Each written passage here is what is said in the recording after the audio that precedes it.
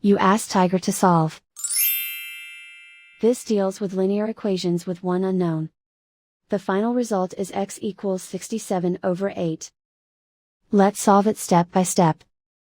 Simplify the expression. Group like terms. Convert the integer into a fraction.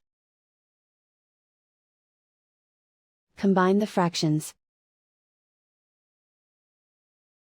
Combine the numerators. Group all constants on the right side of the equation. Subtract 29/8 from both sides. Combine the fractions. Combine the numerators. Reduce the zero numerator.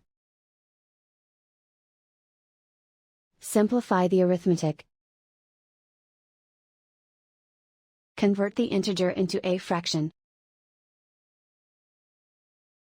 Combine the fractions. Combine the numerators. And so the final result is x equals 67/8.